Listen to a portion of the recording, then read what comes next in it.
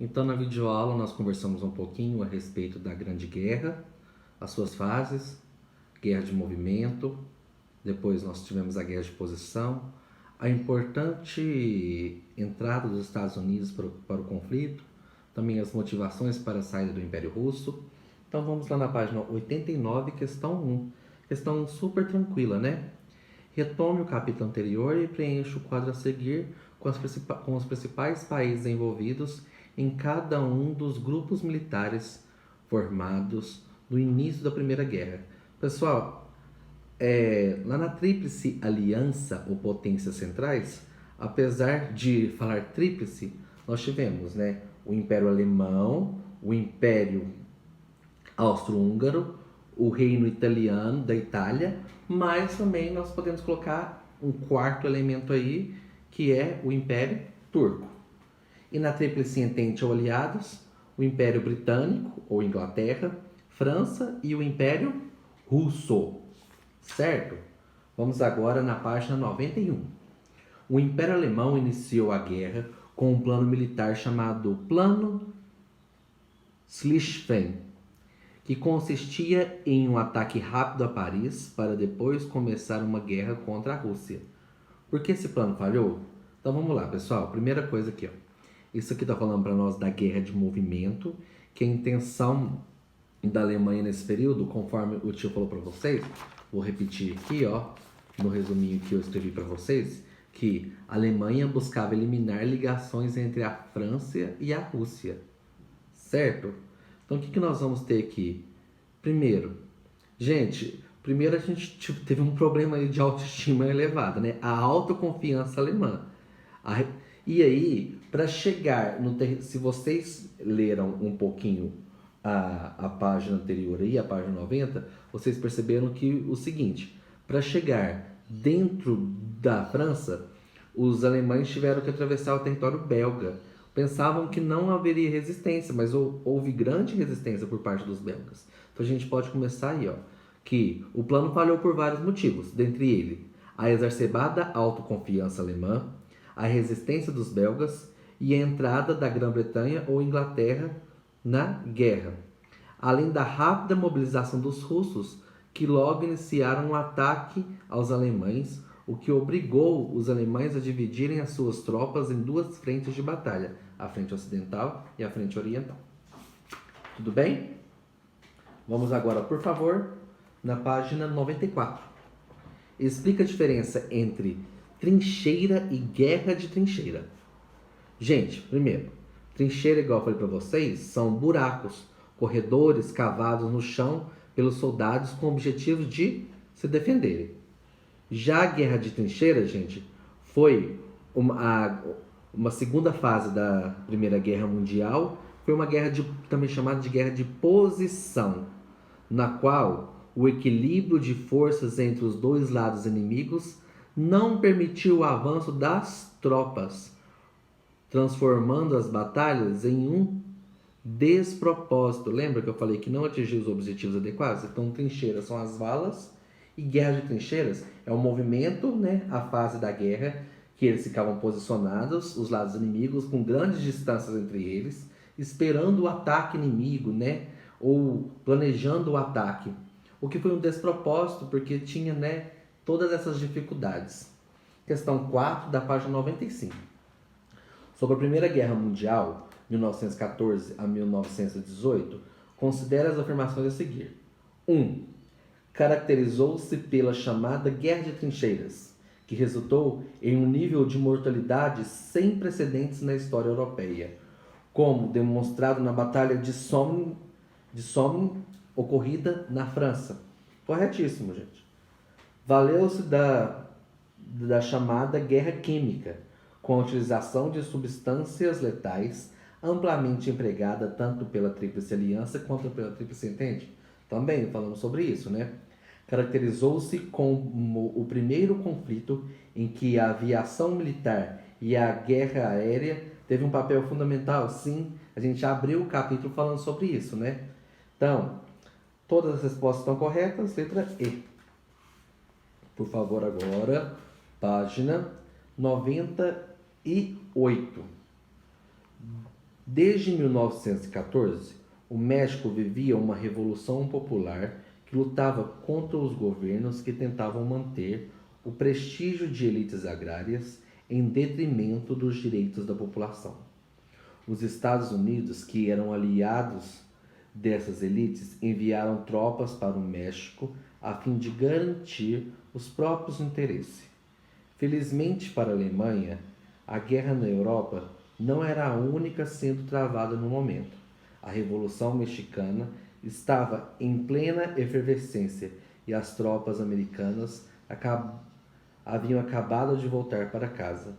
Meninos, então só para a gente se adequar ao que está escrito aqui, logo acima na página 98, está falando aqui que nós devemos compreender o cenário de entrada dos Estados Unidos na guerra.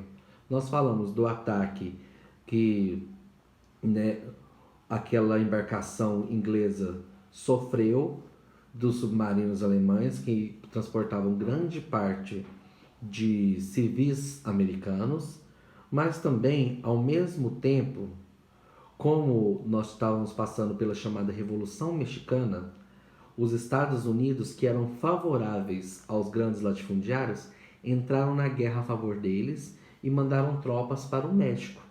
E aí trabalha com isso aqui, ó.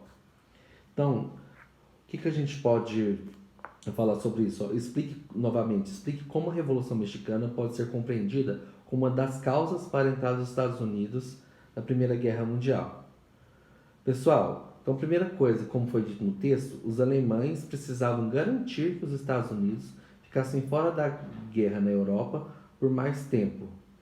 Gente, e aí está escrito aqui, ó, inclusive no parágrafo acima, que os alemães enviaram um telegrama ao México em que o governo alemão propunha uma aliança com os mexicanos. E aí, o que aconteceu? Tudo isso para que eles mantivessem os Estados Unidos ocupados, né? Para isso, tentaram negociar com o México uma atividade maior na Revolução, a fim de manter os Estados Unidos ocupados com os problemas regionais. Mas os Estados Unidos tomaram conhecimento desse telegrama enviado ao México e fez com que eles ingressassem na guerra. Certo? Vamos lá. A história da Alemanha será muito importante para os nossos estudos, questão 6, página 99. Complete a tabela a seguir com os dados que temos até agora. 1870 a 1871. Ocorreu o que, gente? Preencham aí.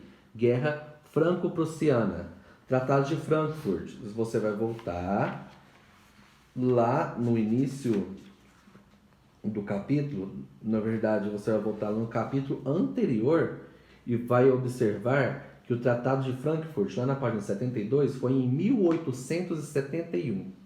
Declaração de guerra na Primeira Guerra. E aí nós vamos agora lá na página. Só um minutinho que o Ti vai procurar a página aqui para vocês consultarem certinho. Certo? Vocês vão agora para mim lá na página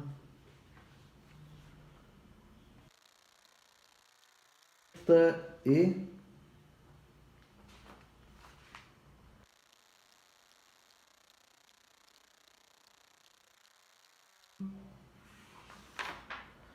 na página, não estou achando, mas tá aqui, ó, página 89. Na página 89, declaração de guerra na Primeira Guerra, 1º de agosto de 1914. E rendição da Alemanha, está logo acima aí no parágrafo anterior, né? 11 de novembro de 1918. Certo? Vamos agora aqui finalizar com as atividades, rapidinho. O século XX se iniciou com a guerra que contabilizou mais mortos da história humana até aquele momento. Com base no capítulo, encontre 3 argumentos que explicam por que a Primeira Guerra foi uma guerra sem precedentes. Gente, primeiro aqui, ó, a gente pode colocar por que foi uma guerra sem precedentes.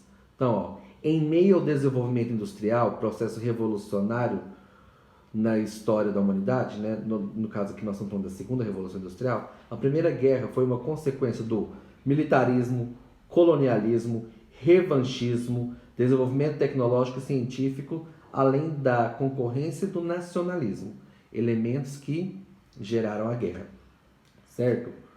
Por que a guerra de 1914 a 1918 pode ser chamada de mundial? Gente, porque foi travada, o conflito ocorreu entre as principais potências da época. Então a gente pode colocar aqui, ó, foi travada entre as maiores potências econômicas daquela época, levando o mundo todo ao conflito, até mesmo as colônias europeias, que eram obrigadas a fornecer tropas e víveres. O que é víveres, tio? Alimentos. Como estudamos, a Primeira Guerra Mundial durou 4 anos, de 1914 a 1919. Porque no início da guerra as potências acreditavam que ela terminaria rapidamente? Pessoal, porque principalmente devido ao sentimento nacionalista, eles acreditavam na sua superioridade. Por exemplo, a Alemanha acreditava que rapidamente iria dominar a região da França e o Império Russo, né? Então a gente pode colocar o seguinte: as potências envolvidas na guerra eram nacionalistas, ou seja, acreditavam em uma superioridade de seu povo. Além disso, cada uma delas tinha a seu favor um grande e moderno arsenal militar, com exceção, por exemplo, do Império Russo e do Império Turco, que estavam, né, em decadência aí, e podia contar com seus aliados e colônias. E a letra B, por que essa crença inicial não se realizou? Porque todas as potências apresentavam as mesmas características e crenças. Eram nacionalistas, bem armadas, tinham aliados e podiam contar com víveres provenientes das colônias, alimentos provenientes das colônias. Certo? Meninos, nós temos aí, ó, a respeito da Primeira Guerra Mundial, analise o texto e a imagem que se segue. Na França, a bandeira tricolor, ou seja, o repúdio da bandeira branca, que era relacionada à monarquia, e a bandeira vermelha, socialismo, e a soma de duas cores ao azul, das duas cores ao azul, simbolizam emblematicamente, simbolicamente, um consenso que reunia laicos e cristãos. Os padres se revelaram oficiais tão bons quanto os professores. A França e a Alemanha, duas nações cristãs, se massacraram durante mais de 4 anos. Hoje é possível apontar certa ingenuidade nesse ardor patriótico. No entanto, foi ele que permitiu a vitória à França e para os alemães evitou que suas forças armadas se desintegrassem em 1918. Em primeiro plano, o globo terrestre, como mancha de sangue se alastrando a partir da França para detrás, um soldado francês tentando com dificuldade fixar nesse ponto uma bandeira um pouco esfarrapada com a palavra liberté, liberdade. O soldado veste uma farda de cor azul, a bandeira é branca com letras vermelhas, mesma cor do sangue que escorre sobre o globo. Vermelho, azul e branco são as cores da bandeira francesa. Pela análise do texto e da imagem, conclui-se que uma ideologia está por trás tanto da discussão realizada no excerto quanto na montagem e na organização do cartaz.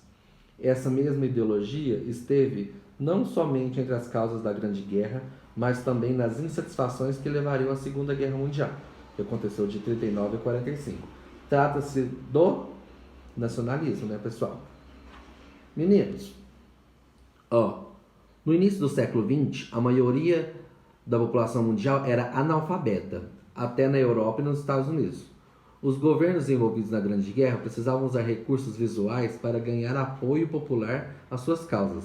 Dessa forma, a propaganda de guerra era feita por meio de inúmeros cartazes divulgados nos países participantes. Mais imagem do que escrita, né, gente? Observe alguns desses cartazes e explique como funcionava a propaganda.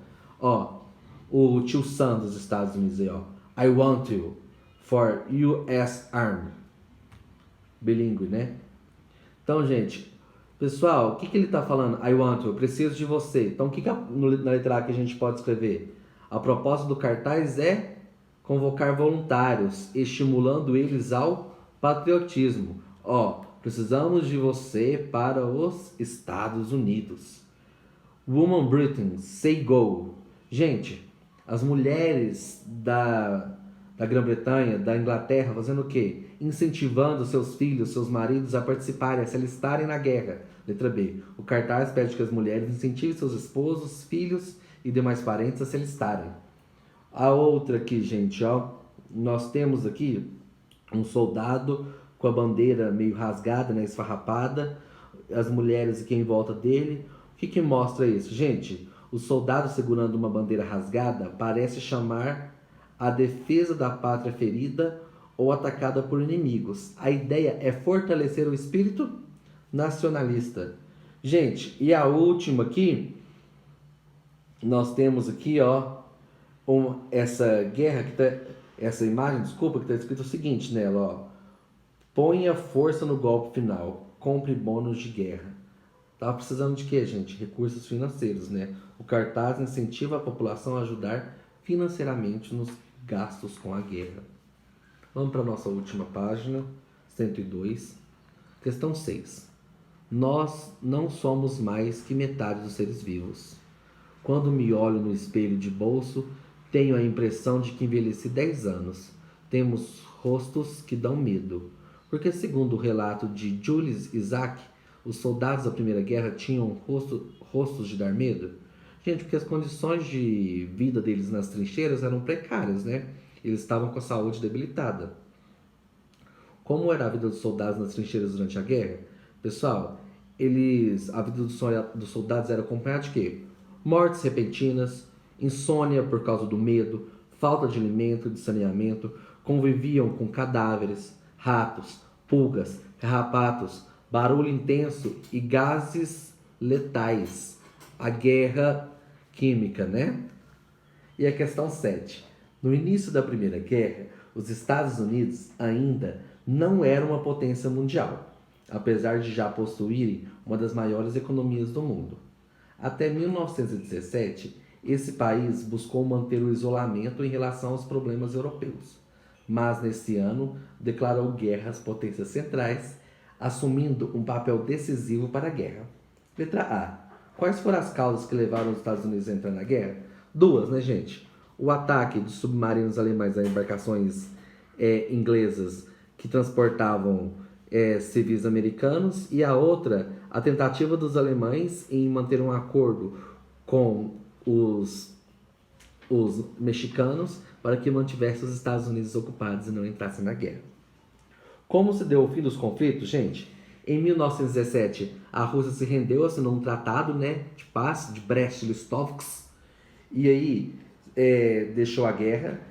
Mas a inserção de capital dos Estados Unidos, soldados e também de armamentos, fez com que a Tríplice Entente ganhasse poder e diminuísse o poderio da Tríplice Aliança, fazendo com que também a Alemanha se rendesse. Meninos, ficou um pouquinho grande o nosso vídeo, mas assim nós fizemos todos os exercícios, e qualquer dúvida, mais uma vez, o tio está à disposição.